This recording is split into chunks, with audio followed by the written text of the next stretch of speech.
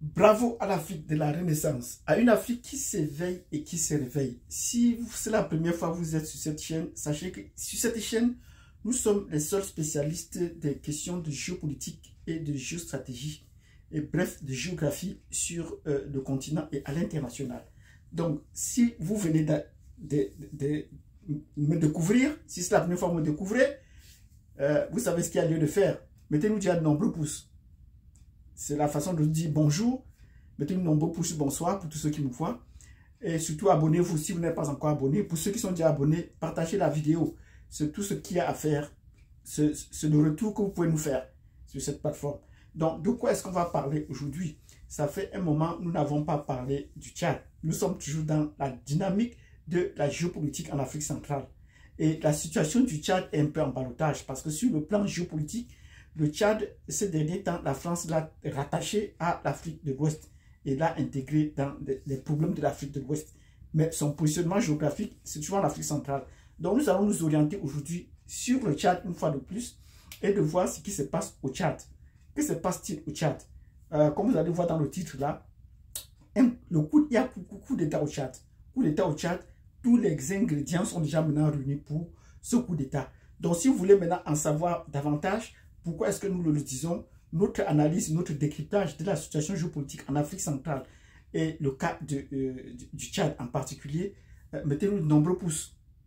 Abonnez-vous pour ceux qui ne sont pas abonnés, cliquez sur la cloche de notification et nous allons entrer directement dans le vif du sujet. Donc, la situation géopolitique du Tchad. Le Tchad est maintenant à cheval entre l'Afrique centrale et l'Afrique de l'Ouest. En Afrique centrale, c'est où elle est localisée d'habitude, mais dans l'analyse géopolitique, il faut la comprendre dans le contexte de l'Afrique de l'Ouest. Parce qu'elle est rattachée au G5 Sahel, elle est impliquée dans la lutte contre le terrorisme au Mali, au Burkina, au Niger. Le Tchad a envoyé des troupes là-bas. Ben, ils n'ont jamais été rémunérés. Ils ont fait le bon travail, mais jamais ils n'ont été rémunérés.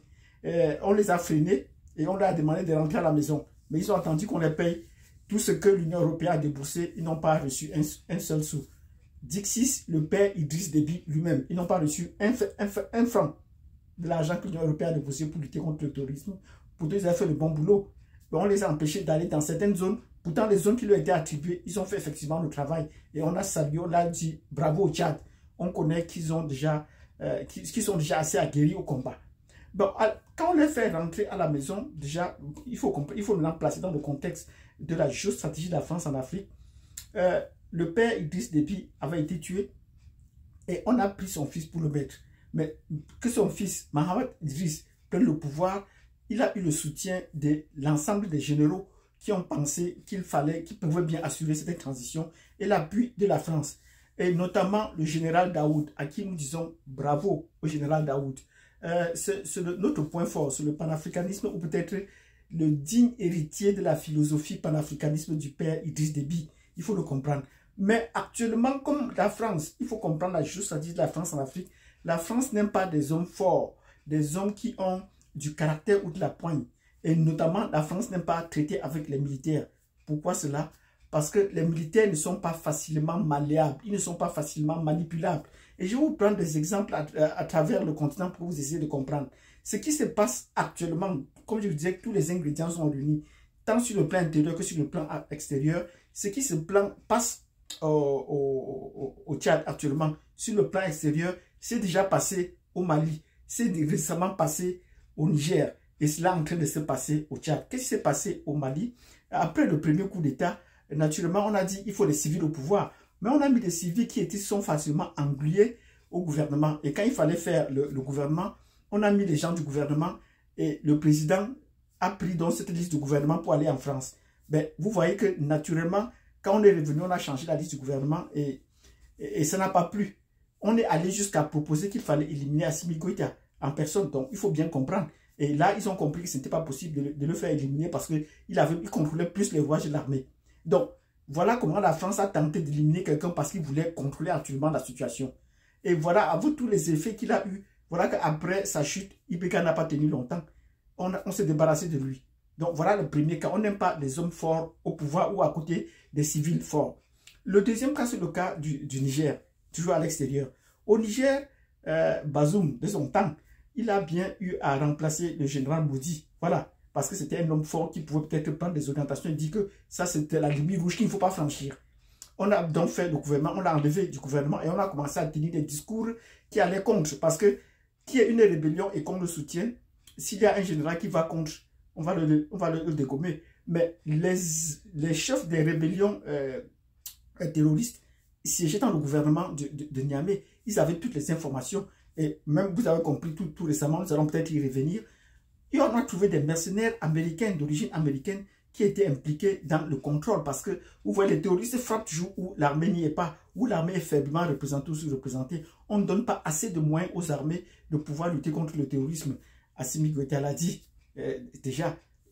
Pour déplacer les troupes, il fallait déplacer 4 militaires au trou où on avait besoin de 40 militaires. Combien de rotations fallait-il faire? On va vous dire qu'il n'y a pas de ces moyens, il n'y a pas le temps aux terroristes de s'organiser, de repartir. Et également, même pour le cas du Burkina Faso, le président Ibrahim Traoré vous a dit il n'y a pas 200 Kalachnikov en réserve. Vous voyez que le temps de réagir, actuellement, on est en train d'équiper l'armée. Donc, quand on a mis à côté le général Modi, parce que peut-être il l'empêchait de pouvoir négocier le contrôle, de pouvoir manipuler le gouvernement comme il fallait.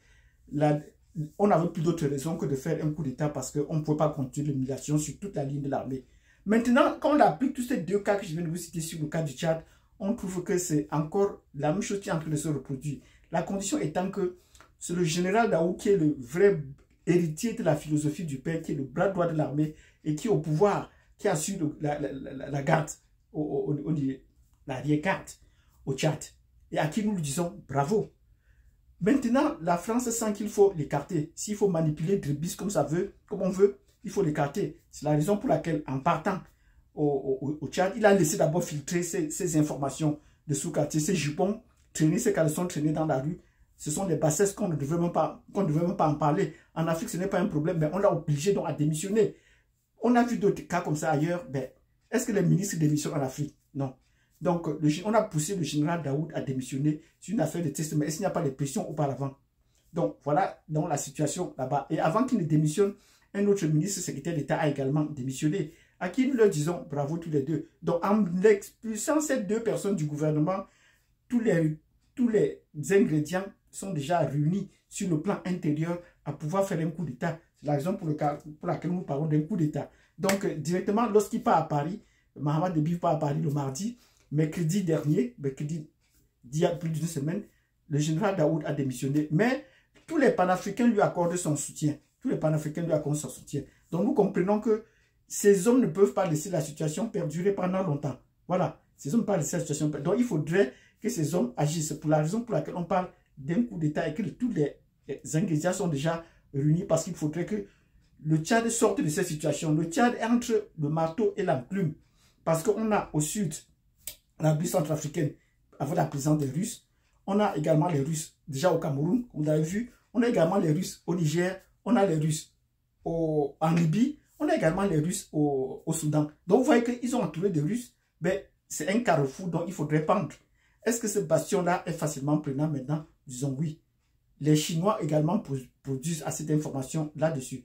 Donc, si vous avez bien compris cette vidéo dans laquelle nous vous avons dit que le coup d'État au Tchad, tous les ingrédients sont réunis, tant à l'extérieur qu'à l'intérieur, le cheminement est désormais clair et tout le monde le dit. Quand les Français font le débarquement de leurs armes au Tchad, avec les 9 bases qui sont déjà, c'est l'élément de trop qui va pousser donc, au coup d'État et donc tous les panafricains appellent au coup d'État. Donc si vous avez bien suivi cette vidéo, mettez-nous des pouces, abonnez-vous, cliquez sur la cloche de notification et nous vous revenons dans des explications encore plus fraîches sur les autres vidéos, sur toute la géostratégie de la France en Afrique. Parce que même la France n'est pas dans de très bons draps. Merci et à tantôt.